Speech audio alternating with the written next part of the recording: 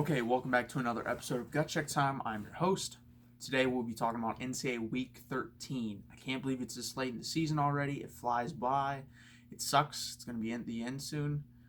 But we still have a lot of good football to look forward to. Especially the last 2 weeks of the season are going to be really good, really important games.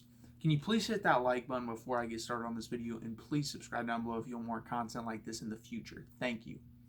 Okay, so I have struggled mightily in the game link picks the last couple of weeks.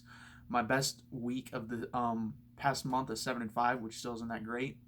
I'm under 500 now for the first time the whole year. 57, 61, and 3. Hopefully we can get back on track this week. There's some big games. Let's pick them. Penn State versus Ohio State, number 8 versus number 2.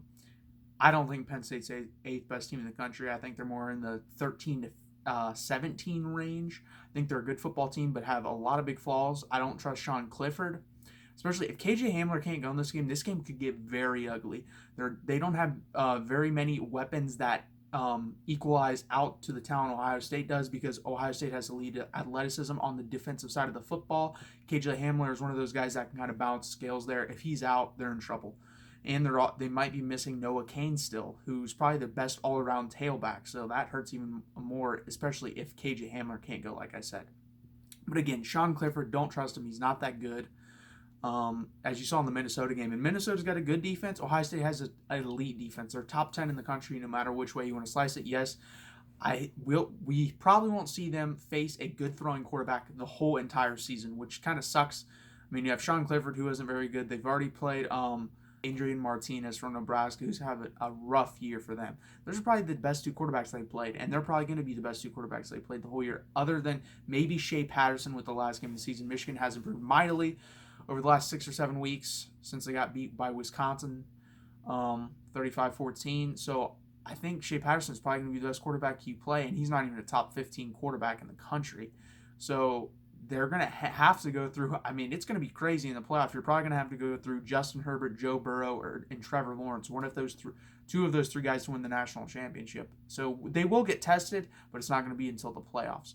I'm going to take Ohio State big here, or at least semi-big. I do expect Penn State to cover the 18.5-point spread, just because I do believe their run defense is enough to at least shut down the run and put the burden on Justin Fields. And so far, Justin Fields, it takes him a little bit while to get going if he doesn't have the run game. We saw that versus Wisconsin. Took him a while versus Michigan State. And I think Penn State's defense is just as good as Michigan State's defense at this point. So I'm going to take Ohio State to win the game pretty easily, 38-21, but I'm taking Penn State to cover the plus 18.5 points, and I'm taking the over at 57.5. Next up, another Big Ten game. We're going to talk about Illinois versus Wisconsin. Illini playing good football right now, 6-4, best record under Lovie Smith they've had, or best record under Lovie Smith since he's been there, and the best record they've had in a long time. I thought they'd go 6-6 at the beginning of the year. They have a chance to do better than that. I think they play Northwestern and they play Iowa in the next 2 games. They can beat Northwestern. I may be wrong, though. They may not play Northwestern, but that's what comes to mind right now. Obviously, they play Iowa this week. I don't know who they play next week. My guess is Northwestern. If they play Northwestern, they're going to be 7-5. They will beat Northwestern. I think they lose this game, though, for the simple fact that Iowa's a better football team. They just are at this point. Obviously, with the addition of Brandon Peters, the transfer from Michigan to Illinois, the offense has been a lot better than it has in the past, because that's what they've really missed is a quarterback. And obviously, their defense hasn't been great. Their defense has gotten a little bit better this year, and they've added a quarterback. So that's what gets them to 6 wins. I think Iowa wins the game 27-14. I think it's a very low-scoring game. I mean, Minnesota only scored 19 points. Should have been 20. They missed an extra point. But they only scored 19 points on the road versus Iowa. Obviously, Minnesota has a better offense than Illinois does, so I don't expect Illinois to put up more than 14 points. If they do, I'd be shocked. But I'm going to take the Illini to cover this game. It's a 15.5-point spread. Iowa coming off a big win versus Minnesota at home. I think there's a little bit of a lackluster performance to be followed here. So I'm going to take Iowa 27-14. I'm taking Illinois plus 15.5, and I'm taking the under 46.5. Next up, Texas A&M versus Georgia. Semi-big game in the SEC. Well, big game for Georgia. I just don't expect. I expect it to be a closer game than people think, but I don't think A&M's that good. I really don't. I think Georgia's going to win this game just for the simple fact I don't believe in Kellen Mond. I don't believe in Jake Fromm either, but Jake Fromm has a lot more talent around him. So I'm going to take Georgia to win this game 30-20. I'm going to take the over of 44.5 here for the simple fact I think Georgia will get the rushing attack going versus Texas A&M's defense, be able to put up some points, and then Jake Fromm will be able to manage his way from there because that's what he's good at. When you get the lead, he manages the game when you have the lead. If you're behind, he has to throw over 30 times. I think he's never won as a quarterback throwing over 30 times in a game, which is pretty pathetic for someone that's supposed to be a high-level draft prospect. Next up, another Big Ten game. Another kind of letdown spot here for me. Michigan at Indiana. Indiana's a good football team. They're 7-3. Michigan, obviously, like I said, played a lot better since that Wisconsin loss. They're ranked 13th in the country. It's crazy to me they're ranked ahead of Wisconsin. That's ridiculous. We saw the result. Wisconsin won that football game. I don't care if you think Michigan's better at this point. You have to honor the result that happened on the field, in my opinion. But I digress. I'm going to take Michigan to win this game, but it's going to be close for the simple fact, guess who Michigan plays next week? They play Ohio State. It's going to be I believe they play Ohio State next weekend, yes. There might be a bye in between there if I may be mistaken on that. I don't think there is, though. So, but anyways, this is a letdown spot to me. It's kind of like Wisconsin versus Illinois the week before Ohio State. You're going to have a letdown spot. Those kids are looking ahead. They're thinking, Indiana, who cares? It's Indiana. And even though they're 73, you still look at the name on the jersey. You look at the school. The history there hasn't been prestigious. So I think Michigan's going to overlook them. I do think Michigan wins the football game, though. I think Michigan wins the game at 30-24. I'm going to take Indiana plus 9.5 here, and I'm going to take the over of 53.5. Barely. It's half a point over. Next up, TCU versus Oklahoma. Kind of the same situation here for Oklahoma. I think they look ahead to the rivalry game versus Oklahoma State. And TCU it's way too many points. TCU's got one of the two best defenses in the Big 12. I believe them and Baylor have the best defenses. And Oklahoma coming off a hard-fought game where they had to come back versus Baylor, and then they play Oklahoma State next week. They're not winning this game by more than 18 points. I think they win it by 17, though. I think they win 34-17. And I'm going to take the under of 65 points here. I think TCU's offense is not very good, and TCU's defense is very good, though. So, like I said, that's why it's under 65. I don't expect Jalen Hurts to play as bad as he did last week. He's very lucky he got bailed out in that situation. So, I do expect Oklahoma to score later in the game. I actually think it'll be close in the first half, and then the talent will take over in the second half. So, that's why I have Oklahoma.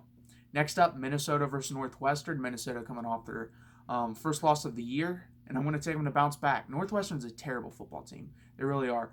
Northwestern last week, I believe they played UMass. I'm not sure on that. I know they won the game, and they scored 45 points. You know how many conference games? Because I was just curious, because I was thinking, when I saw Northwestern 45, I was like, wow. You know how many conference games it took them to score 45 points? I believe it took them 7 conference games. 7. Of them, 7 to score 45 points. That's atrocious. That's terrible. They're not putting up many points in this game. They're going to lose 34-14. I'm taking Minnesota minus 13.5, and I'm taking the over of 39.5.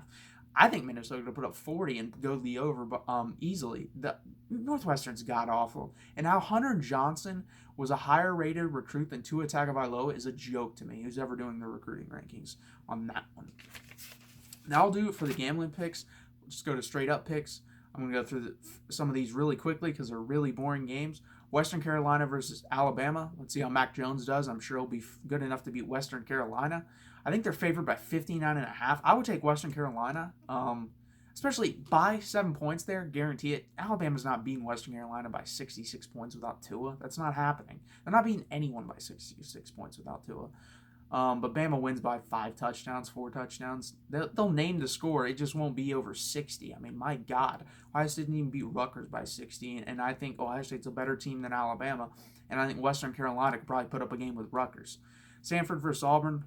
Kind of the same story. I think Auburn wins by 3 touchdowns. Oklahoma State versus West Virginia. I think Oklahoma State wins, but I think it's a close game. West Virginia's got a good home field advantage, and they've started to play good football down the stretch. Kansas versus Iowa State. I'm going to take Iowa State. Especially on the road. I just don't see Kansas winning this football game. Boston College versus Notre Dame. I'm taking Notre Dame. Boston College just isn't that good. And Steve Addazio is probably going to get fired at the end of the year. Texas State versus Appalachian State. Appalachian State rolls. UCLA versus USC. Probably Clay Helton's last game. I think he gets a victory here, though, to make him 8-4. And to be honest, I think they achieved this year. I don't think they underachieved. I don't think they overachieved.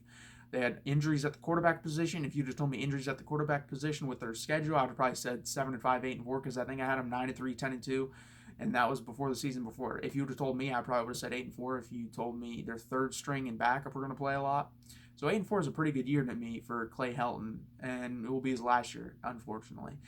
Unless they think they're not getting James Franklin or Urban Meyer. In that case, I'd probably keep Clay Helton because I think he's better than any of the coaches other than those two in particular.